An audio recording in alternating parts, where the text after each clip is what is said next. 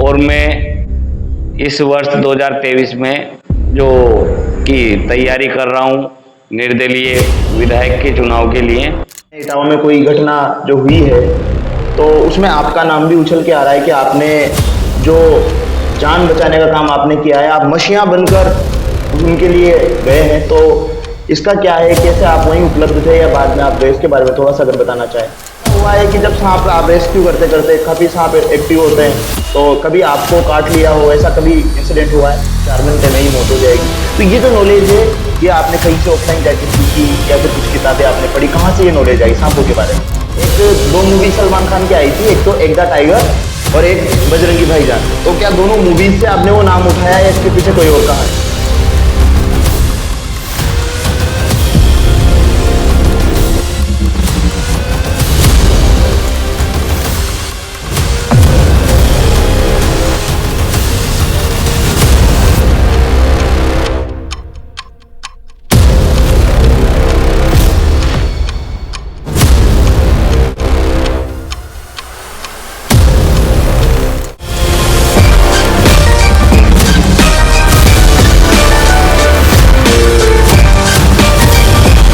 नमस्कार दोस्तों, तो मैं हूं रामजी सूर्यवंशी और जिस चौथे एपिसोड का इंतजार आप काफी समय से कर रहे थे, इंतजार इसलिए करना पड़ा क्योंकि गेस्ट इस बार जो है वो बिल्कुल धमाकेदार है।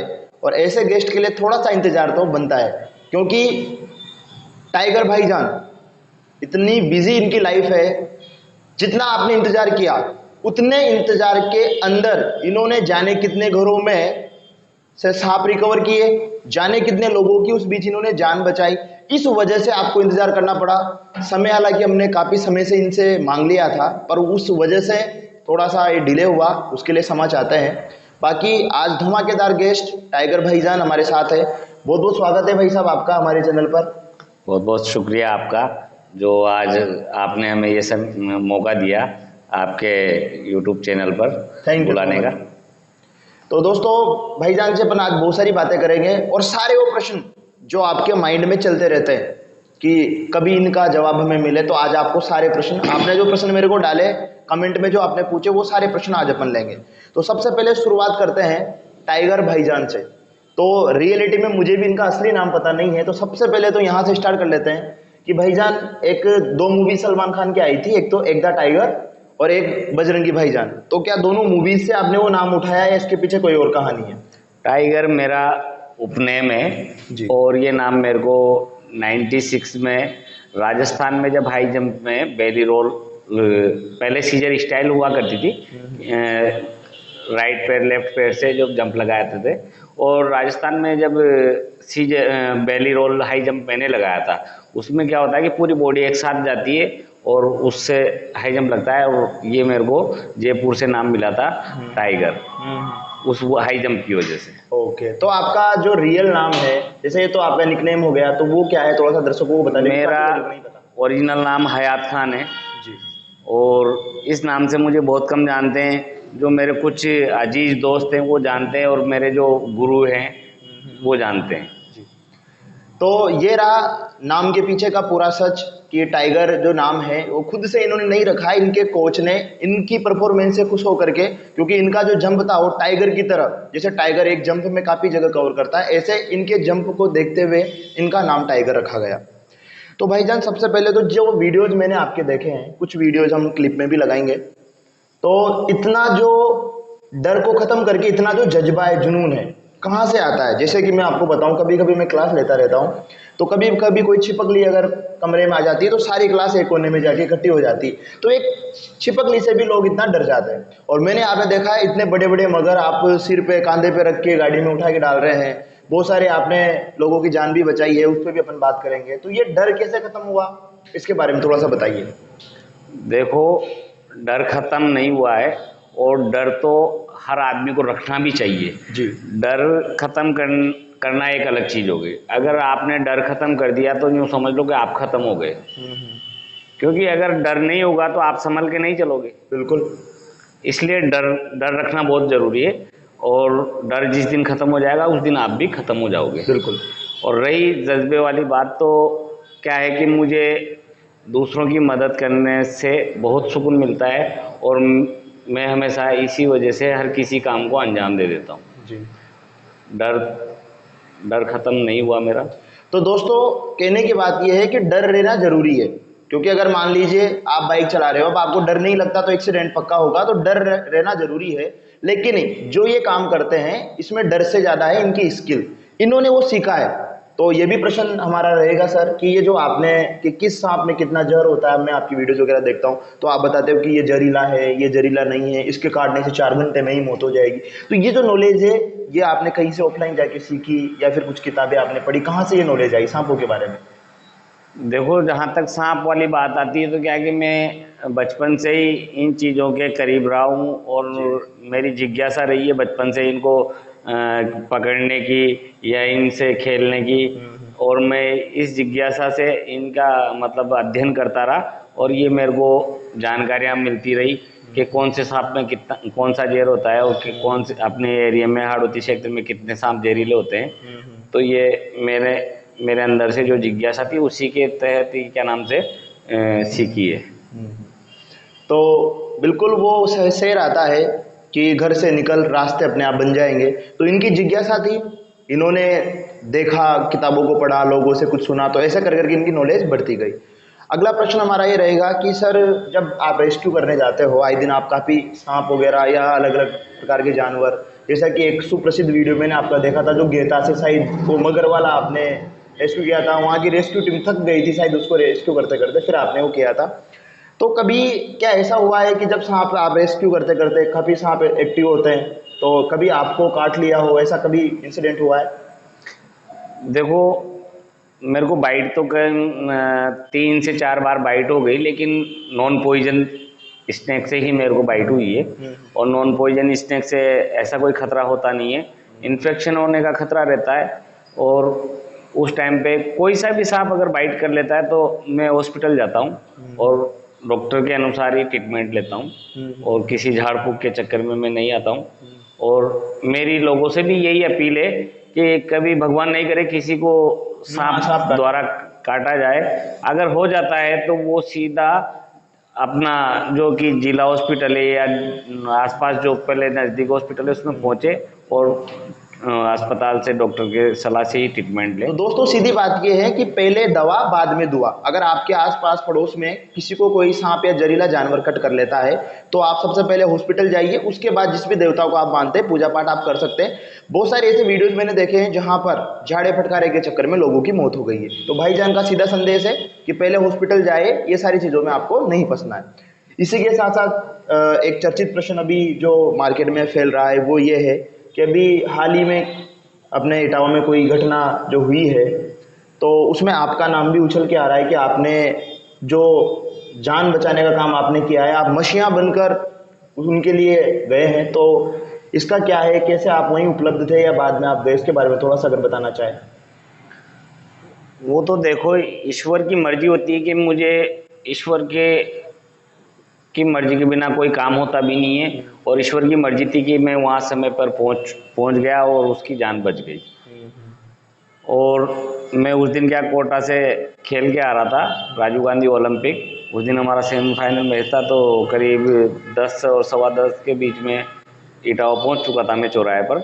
और मेरा एक साथी था दीपक सेन नाम का, तो वो मुझे वहाँ मिल गया। तो उसने पूछा कि भाईजान कहाँ से आ रहे हो और क्या नाम से आइसक्रीम खा लो। तो मैंने बोला कि नहीं, मेरी आइसक्रीम नहीं खानी है, मैंने कहा खेल के आ रहा हूँ, मेरे को घर पे जाना है। इतने में थोड़ी सी 100 मीटर दूर से आवाज़ आई चाकू निकालने की कि चाकू निकाल चाकू निकाल।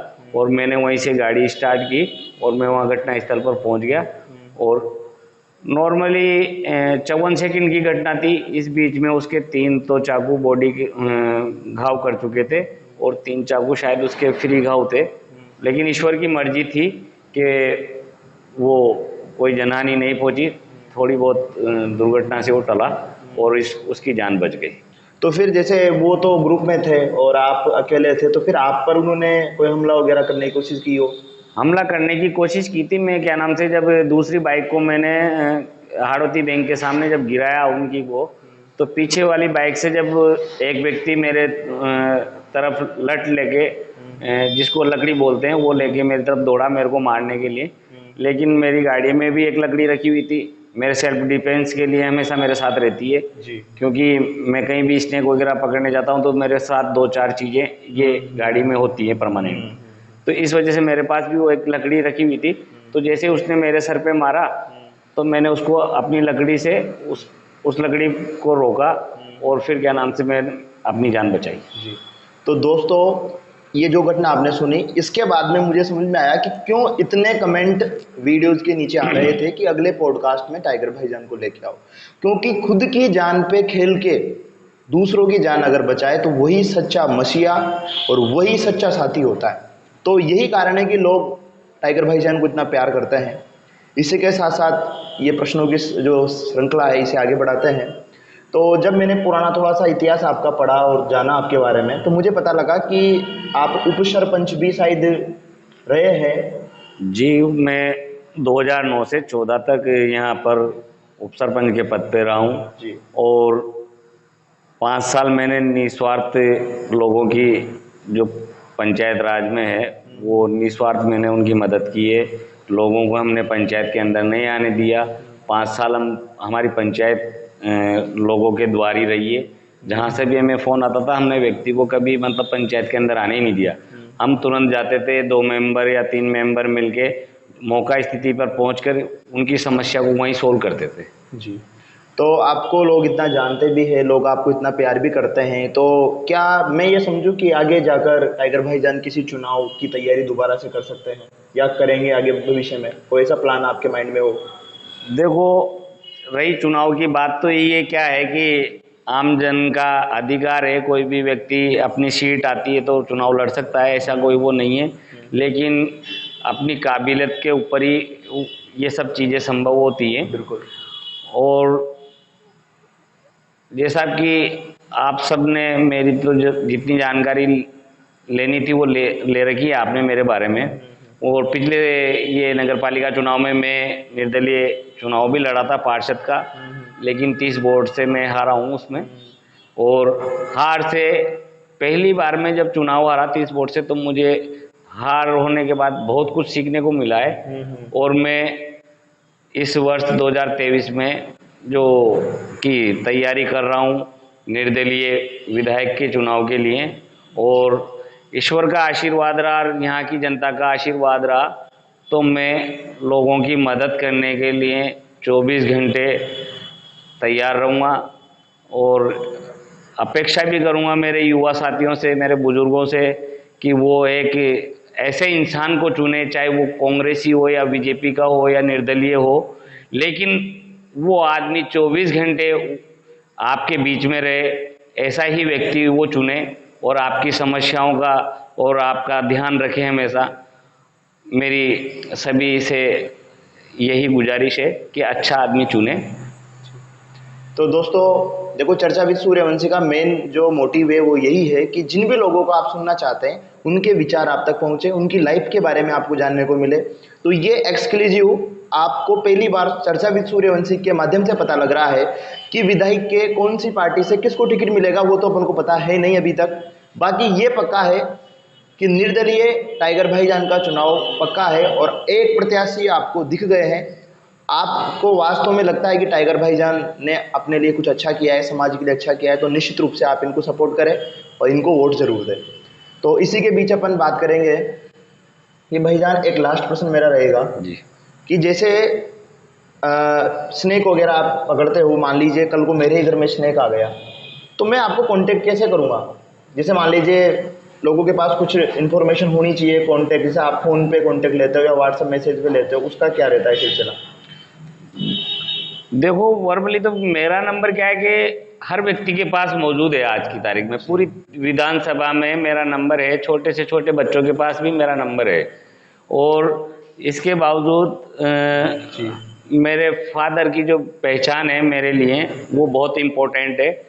और मेरे फादर ने जो जीवन यहाँ दिया है शिक्षा विभाग में, पीईटी जो कि फिजिकल टीचर की पोस्ट है रही है, और 2008 में उनकी पेंशन हो गई, लेकिन आज भी वो बच्चों को इतना टाइम देते हैं कि पीपलदा विधानसभा क्षेत्र में हर बच्चा आज भी बहुत इज्जत करता है। बिल्कुल। और मेरी पहचान मेरे फादर से है जी।